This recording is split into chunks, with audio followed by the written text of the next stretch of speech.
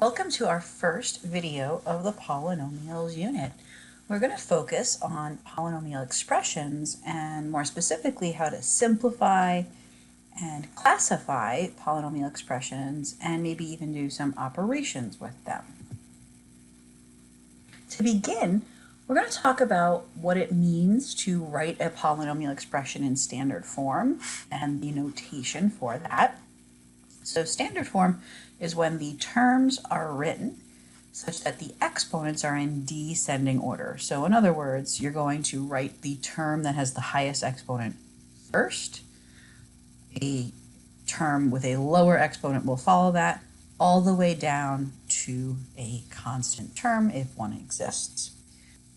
The way that we write that down in a general sense is that the coefficient has a subscript that matches the exponent. So we would say that this is the a sub n x to the nth term, and then we would go down from there. So that exponent is going to decrease by 1, and the subscript of the coefficient is going to match that exponent. And that just is a way of communicating, saying that the coefficient of that term, right, corresponds with that exponent. And we would keep doing that, right? Keep decreasing that exponent by another 1 all the way down until we would eventually have an x to the first term and an x to the 0th term, which you wouldn't typically see because x to the 0 is 1, and that would be your constant term. So for example, 2x cubed plus 3x squared minus 4x plus 1, those exponents are decreasing from 3 to 2 to 1 to 0. We can classify polynomial expressions, and we do so by two different things. So think of it as like a first and a last name, right? Everyone has a first and a last name. We classify polynomials by their degree and how many terms they consist of. Now, their degree is the largest exponent when that polynomial is written in standard form. So let's do some examples with these. We need some vocab to go with it. So if we're going to classify specifically by degree, right, we could start out with a degree of 0, right? X to the 0, that would be a constant. A degree of 1, x to the first, would be linear. Degree 2 would be quadratic. 3 would be cubic. 4 is quartic. 5 is quintic. And beyond 5, we really just say that those are whatever the exponent is. So if it was 7, it would be the 7th degree, right? So I just say here, to be general, n would be nth degree. And I can use that for any of these. I could say something's the 3rd degree, right, even though it's cubic. So remember, the other part of the classification is the number of terms. So the least number of terms you can have is 1. We call that a monomial, 1 term. 2 terms is a binomial. 3 terms, trinomial. And more than 3 terms we call a polynomial. So that degree classification is the first name, the number of term classification is the last name. Put them together and you got your classification. So let's do an example. Before we classify something, we want to make sure it's in standard form. So we're going to do some distribution here. We're going to distribute that -2 to everything inside the parentheses. And then we will combine like terms, starting with the term that has the highest exponent. So x cubed is going to start us off. The x squared term, that cancels, that's gone, followed by the -8x and the +2.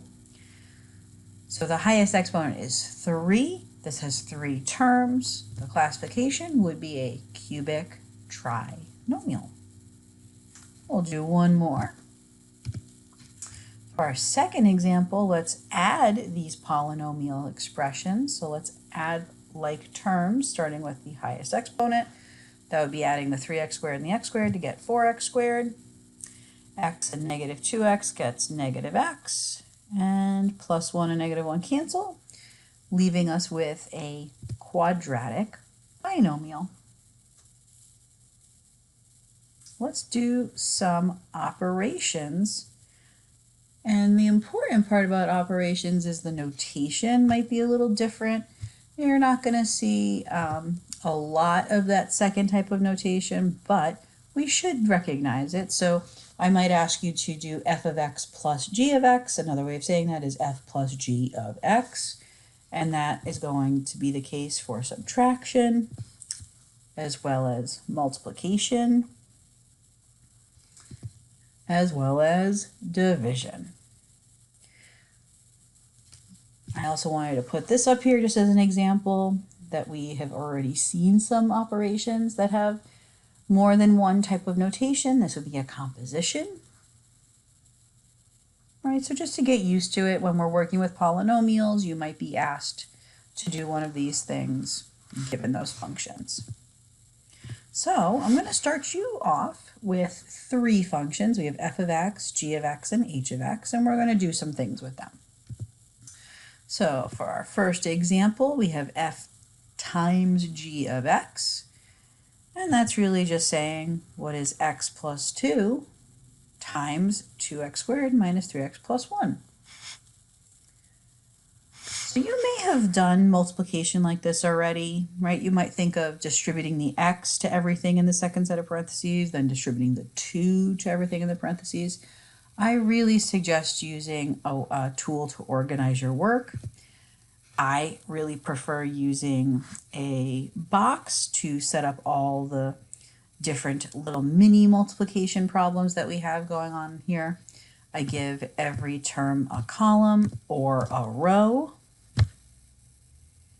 and then I multiply. So in that first box we have a 2x cubed, moving on negative 3x squared, and a plus 1x. And for that second row we get a 4x squared, negative 6x, and a positive 2. And once we've done all that multiplication, the only thing left to do would be to combine our like terms, and we're going to write this in standard form. So we'll start with the term of the highest exponent, so 2x cubed. Then we'll move on to the quadratic terms. We'll combine those together, and we get 1x squared. The linear terms, we get negative 5x, and the constant, a plus 2. All right, so let's try some more. So I left the same functions here. Let's work with those same 3 functions. For our second example, we might be asked to square one of these polynomials and multiply it by a constant. So I'm just going to substitute that f of x, right, which is x plus 2 in here. So the important part to remember about this is that you still have to follow order of operations. So I have to do things inside the parentheses. So x plus 2, I can't do anything with that. Then I move on to the exponent. I am not allowed to do the multiplying of the negative 3 before I square the x plus 2. So to square that, right, that would be x plus 2 times x plus 2. That gets us x squared plus 4x plus 4. And now I can distribute that negative 3 and be done, right? Okay, for our last example, we're going to do a little division. Now this division is going to be quite simple compared to some of the actual division that we can do with polynomials. We're going to take a lot of time in the near future to go through how to divide polynomials. But in this situation, we are dividing h of x by f of x. So x squared plus 5x plus 6 actually is factorable. Right? That factors into x plus 3 and x plus 2, which is really convenient because if x plus 3 is getting multiplied by x plus 2 and then getting divided by it, it's like it never changed, right? That X plus 2 on the top is going to cancel with the x plus 2 in the bottom. That division canceled that multiplication. So we're left with just the x plus 3. Now, there is a little stipulation here, and that's that x is not allowed to equal -2, right? This was a fraction, and x plus 2 is originally in the bottom. If x was allowed to be -2, this fraction, right, that would be undefined. So that little stipulation is going to be part of our answer. And like I said, we'll see much more with division when things are not factorable.